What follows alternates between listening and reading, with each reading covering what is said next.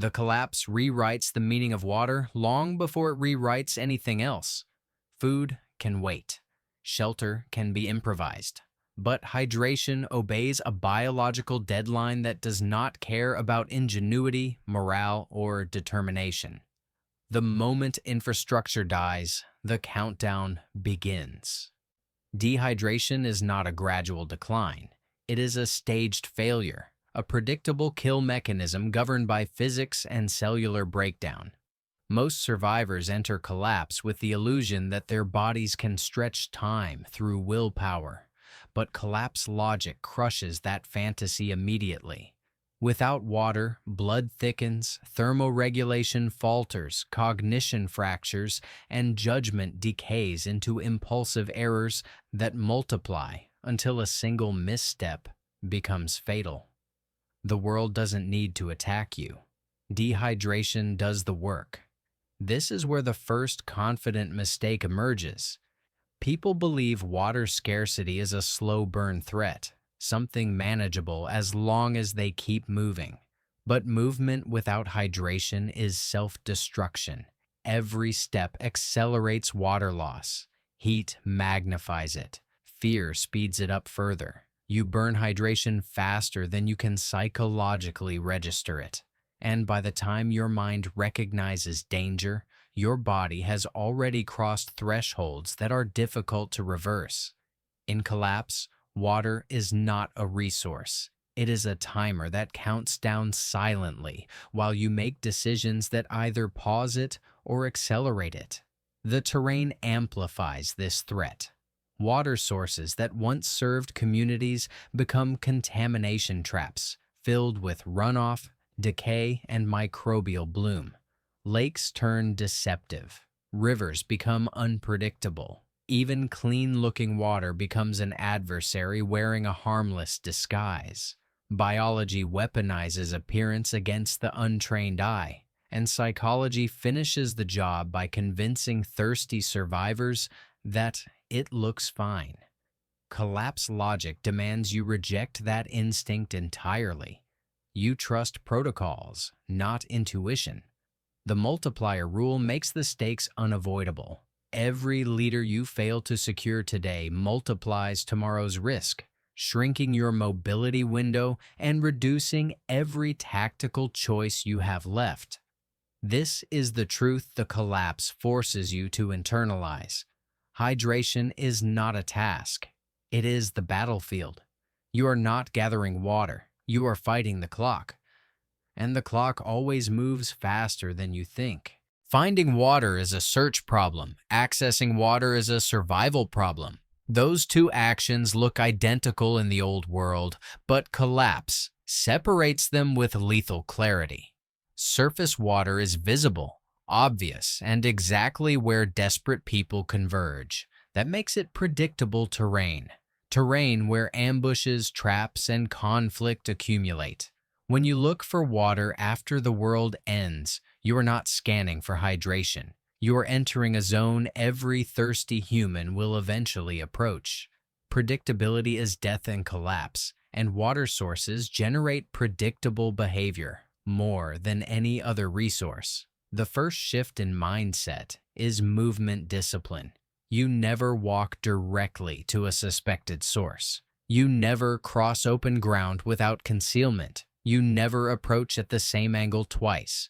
Water compresses human behavior into narrow corridors, which means every step toward it must be shaped by signature control.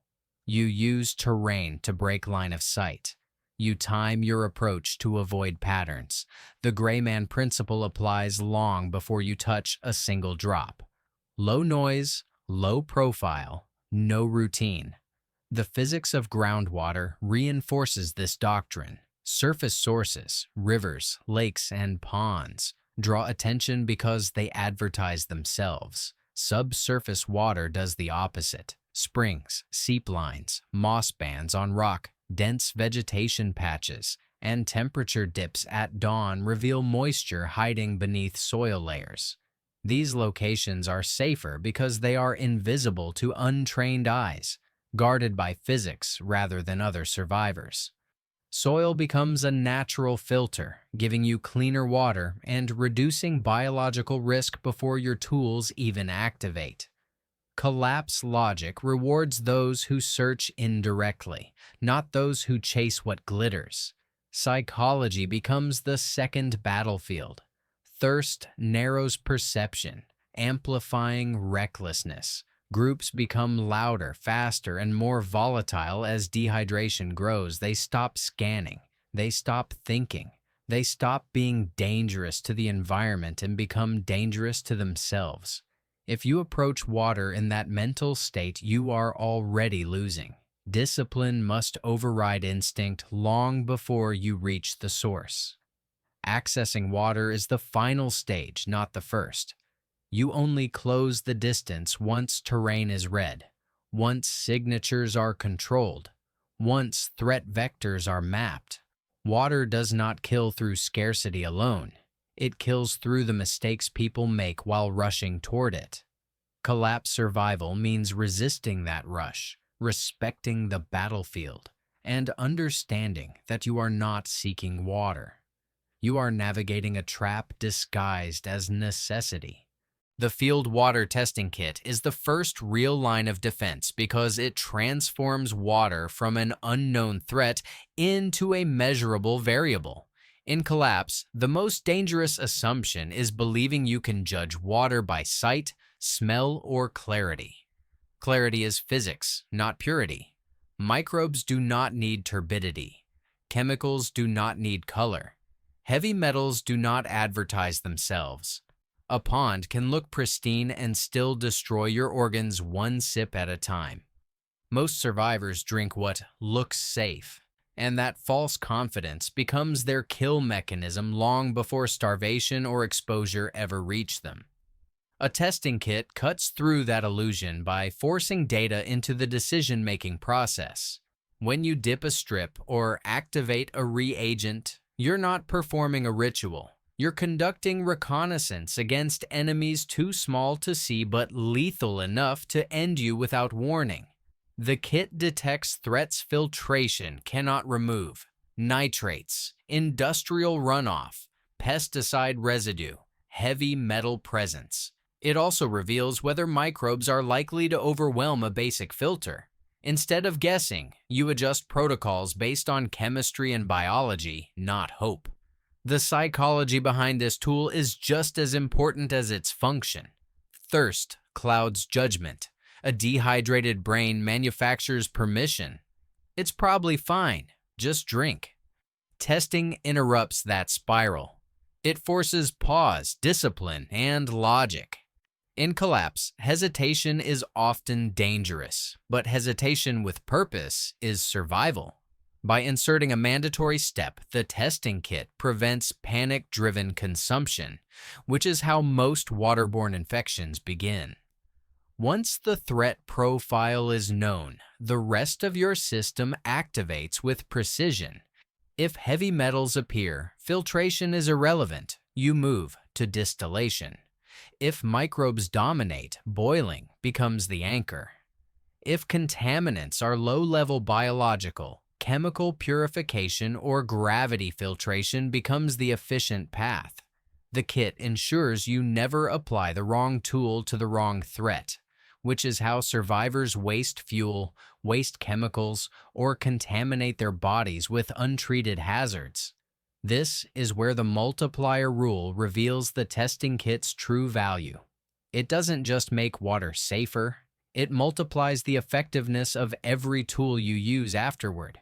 Every correct decision compounds future safety. Every avoided mistake preserves mobility.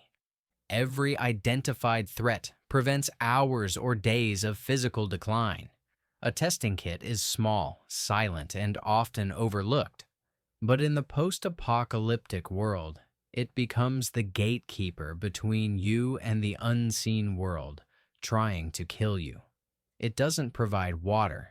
It provides certainty, and certainty in collapse is a weapon. The survival filtration straw earns its reputation because it feels empowering, lightweight, simple, immediate. You kneel, drink, and walk away alive, but collapse logic demands you see past that illusion. The straw is not a universal purifier. It is a narrow, situational tool that solves one problem while exposing you to others. Its strength is speed, but speed in the wrong context becomes a kill mechanism disguised as convenience. At its core, the straw uses microfiltration. Hollow fibers with pore sizes small enough to block bacteria and protozoa. Physics, not technology, does the work, but the same physics limits its utility. Anything smaller than the pore size, viruses, chemical contaminants, dissolved metals, passes straight through. The water may taste clean, look clean, and feel clean, yet still deliver toxins that quietly dismantle your organs. Many survivors trust the straw as if it were a magic wand. It isn't. It is a bacterial barrier, nothing more. The tactical problem is even greater. To use a straw, you must get close, dangerously close, to the water source. That means kneeling in exposed banks, lying prone near predictable access points, or lowering your head into terrain that eliminates awareness and mobility. In collapse, every water source is a behavioral magnet. People congregate around them. Predators, human or otherwise, anticipate these patterns. When you drink with a straw, you become stationary, predictable, and vulnerable. You trade strategic safety for immediate relief. A bargain collapse punishes brutally. There's a psychological trap here too. Survivors feel safe with a straw, so they stop evaluating water sources critically. They stop testing. They stop observing flow, temperature, or animal activity. They trust the tool instead of the environment. That misplaced trust multiplies risk because the straw masks danger without eliminating it. One sip from chemically tainted water triggers long-term internal damage that no filtration device can undo. And like all fiber-based systems, straws clog. Every liter consumed pushes particulate matter deeper into the membrane, slowing flow and increasing suction effort. In dehydration states, this extra exertion accelerates water loss at the very moment you're trying to replenish it. When the straw fails, and it will, you're left with no backup unless your water protocol is disciplined. Used correctly, the straw is a last-mile solution, suitable for rapid movement, emergency extraction, or low-threat environments where carrying water isn't viable. It buys time, but never security. Collapse survival is about systems, not shortcuts, and the straw is a tool of convenience inside a doctrine of precision. When integrated properly, it fills a specific tactical gap. When treated like a primary purification method, it becomes a silent liability. The difference between those outcomes is discipline, not optimism. The gravity water filter system is where your water strategy stops being reactive and starts becoming infrastructure. In collapse, the survivors who endure longest aren't the ones who find the most water. They're the ones who create systems that work while they rest, scout, or defend. Gravity filtration is the first tool that gives you that advantage. It uses the simplest force in physics to solve one of the most demanding problems in survival: producing clean water without exposing yourself or burning calories you can't afford to lose. Unlike pump filters, which demand constant effort, or straws, which force you into vulnerable positions, a gravity system separates you from the threat entirely.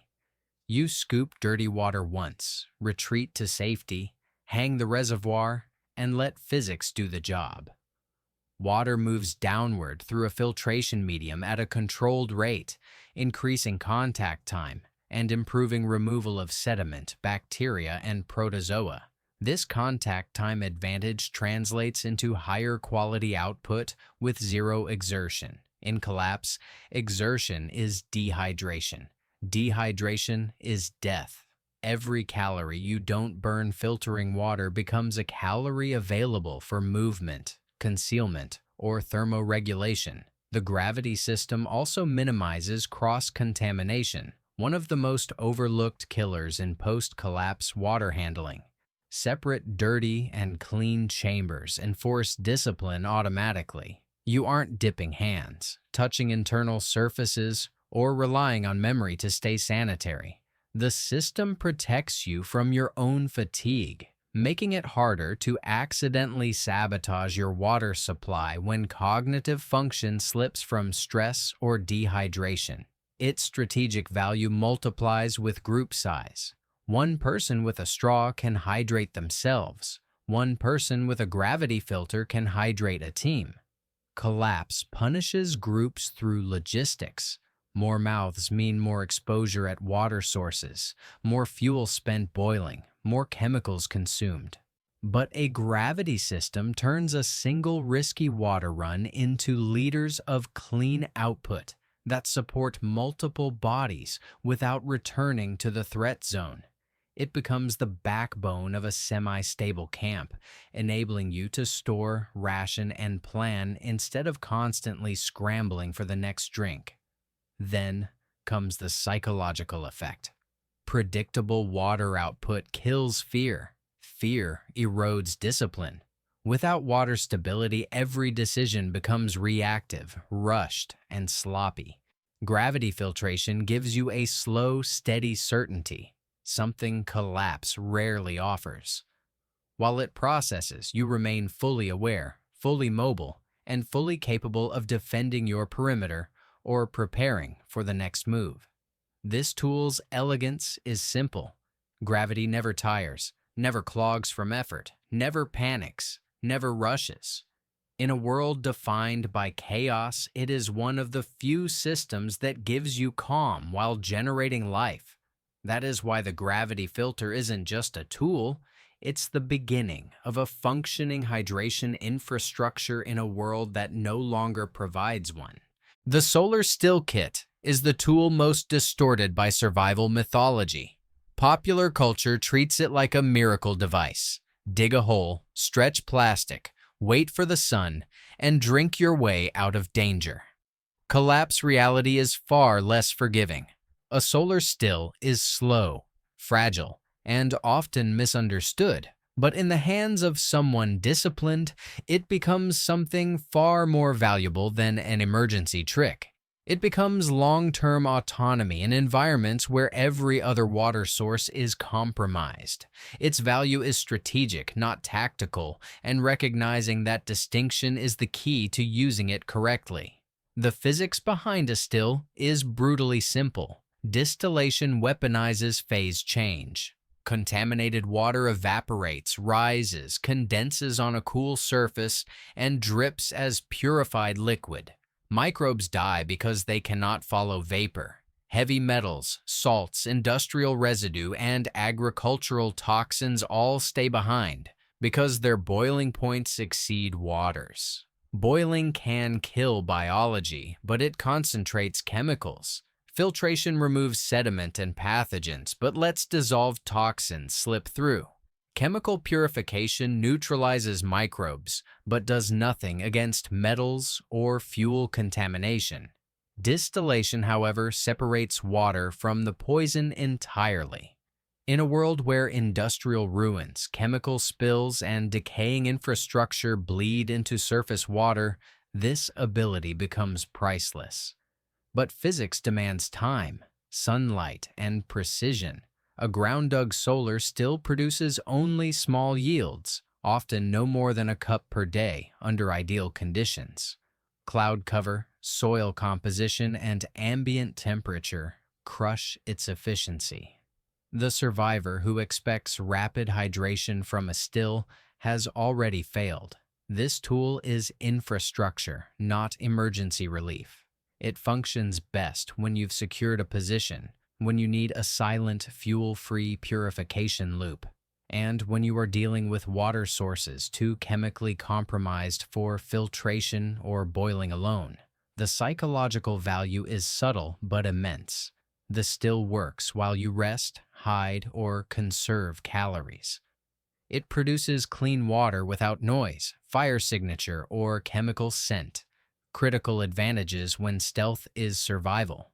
It transforms sunlight, an ungoverned resource, into a slow but reliable stream of certainty. That certainty compounds through the multiplier rule. Every drop distilled is a drop you didn't have to risk at an exposed riverbank, a drop you didn't have to boil with precious fuel, a drop that keeps you operational tomorrow. The solar still teaches discipline. It punishes impatience but rewards planning. It's not a rescue device. It's a sovereignty device. When collapse turns water sources into chemical minefields, the still gives you the rarest form of power, the ability to drink safely in places where no one else can. Chemical purification is the point where collapse stops being about skill and starts being about discipline. Iodine, chlorine, and chlorine dioxide are simple tools, but they demand a level of precision. Most survivors fail to maintain once thirst, fatigue, and panic begin compromising judgment. These chemicals kill what filtration misses, bypass what boiling cannot concentrate away, and operate in terrain where fire is dangerous or fuel is scarce. But the collapse punishes imprecision, and chemical purification is a battlefield where a single miscalculated drop can determine whether you walk tomorrow or collapse in a ditch miles from help. Each chemical carries a different kill mechanism. Iodine disrupts microbial metabolism. Chlorine oxidizes cellular structures. Chlorine dioxide annihilates protozoa that other methods struggle to neutralize. But every reaction requires correct dosing and correct contact time. Underdose and microorganisms survive the treatment. Overdose and the chemical load stresses your kidneys and thyroid when your body is already dehydrated. Water temperature changes reaction speed. Turbidity absorbs chemical potency. Organic debris weakens the disinfectant before it even reaches the pathogens. Collapse logic teaches a harsh truth. You are not purifying water. You are managing chemical warfare at the microscopic level. Psychology becomes the primary adversary. A dehydrated survivor wants immediate relief, not a 30-minute kill time. This impatience is the trap. People drink early, reassuring themselves that it's probably fine. It isn't. Biology uses your desperation against you. Giardia doesn't care that you were thirsty. Cryptosporidium doesn't care that you were exhausted. The chemicals only work if you obey the math, and obeying the math requires overriding the instinct to drink too soon. The tactical advantages of chemicals, however, are undeniable. They are silent. No flame, no scent trail, no smoke signature. You can treat water in total darkness. You can move immediately after dosing. You can purify multiple containers simultaneously while staying hidden. In environments where noise discipline defines whether you survive the night, chemical purification becomes the safest method available. It is mobility hydration. Hydration that follows you rather than tying you to a fire or a filter station. This is where the multiplier rule reveals its impact. A small vial of drops can treat liters upon liters of water. Every liter treated expands your operational radius, reduces the frequency of risky water runs, and increases the time you can spend scouting, resting, or repositioning. Chemicals do not clog like filters, do not require sunlight like stills, and do not demand fuel like boiling. They encourage redundancy, letting you stockpile clean water instead of relying on last-minute solutions. But chemicals also demand a mindset shift. They force you into deliberate action, counting, timing, observing, waiting. They turn hydration from a reflex into a ritual. In collapse, rituals save lives because they impose structure on chaos. The survivors who master chemical purification don't just avoid infection. They build a hydration system that works in every terrain, every season, every hour of the night. Chemical purification is not glamorous, but it is precise, portable, low signature stability. In a world trying to collapse your health from the inside out, these drops and tablets become silent guardians, mathematical certainty against microscopic predators. The collapsible water bladder is the tool that transforms hydration from a risky task into a controlled operation. Most survivors make the same fatal mistake. They focus on how to purify water but ignore how to move with it. Collapse kills the unprepared not at the water source, but on the path between the source and safety. Water is heavy.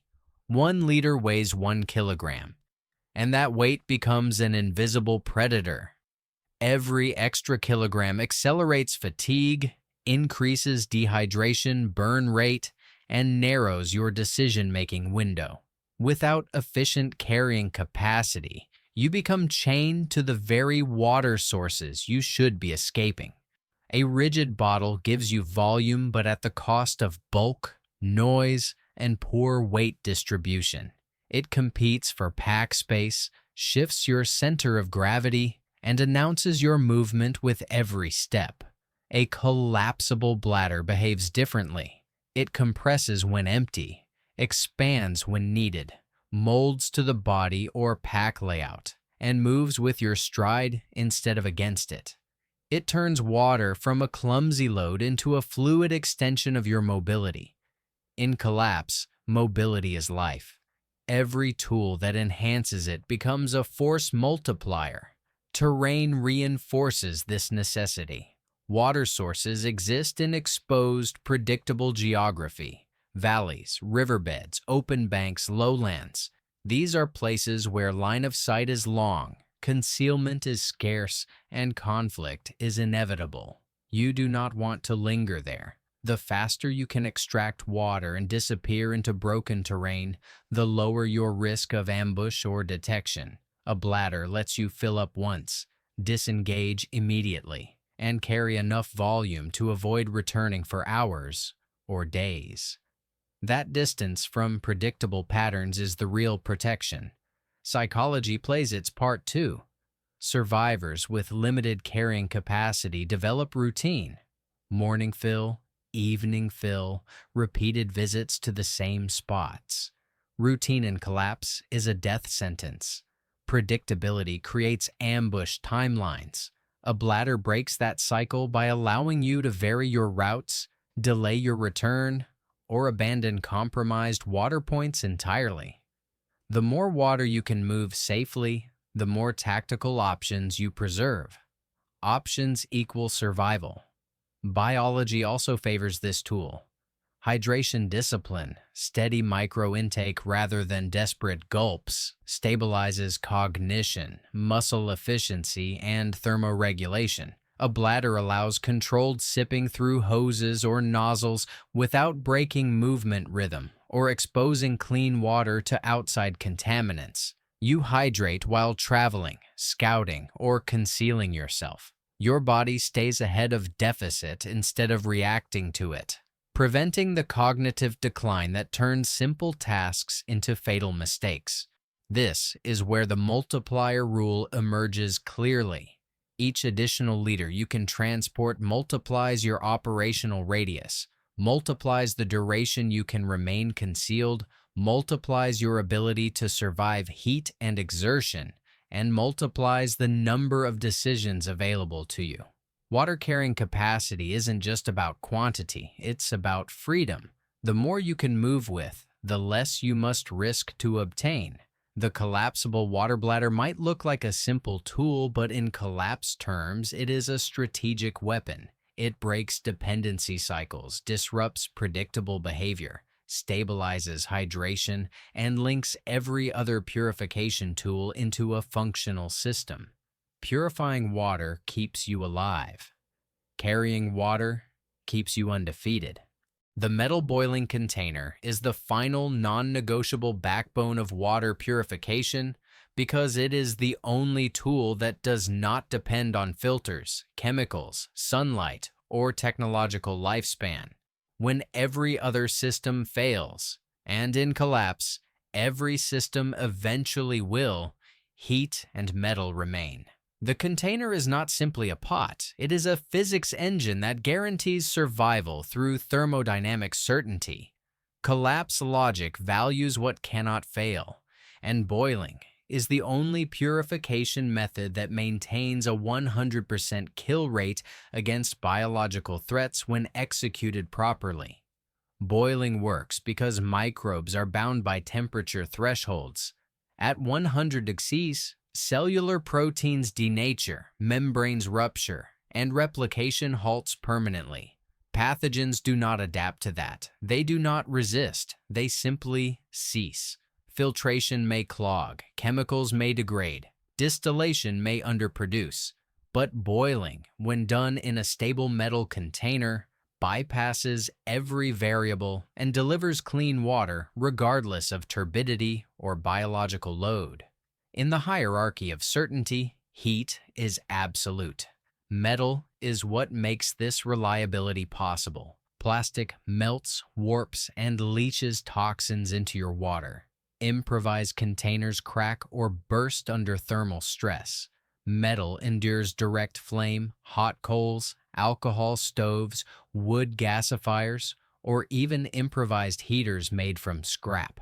It retains structure through thousands of heat cycles, outlasting nearly every other piece of gear in your kit. In a world where tools degrade and resources dwindle, durability is survival.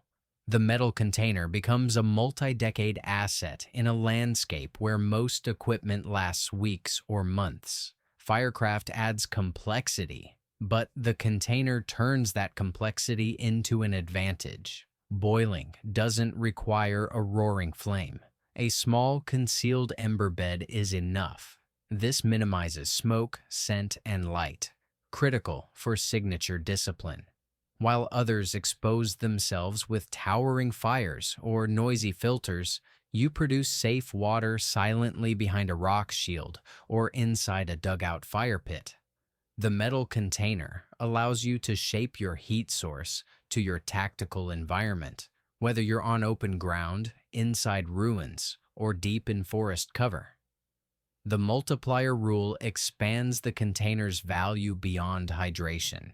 It cooks food, increasing caloric absorption and preventing digestive strain.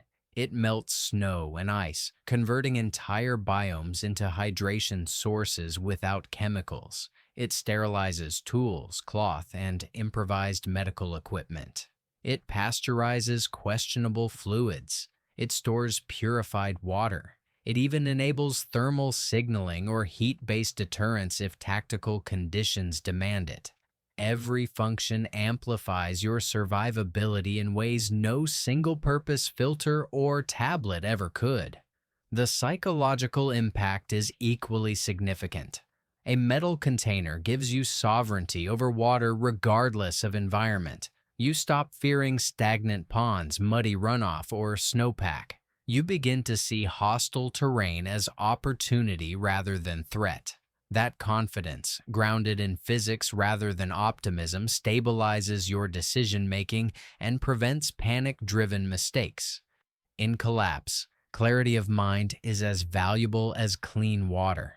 This tool doesn't just purify, it frees you from dependency. It turns chaos into certainty, uncertainty into action, and contaminated landscapes into viable hydration fields.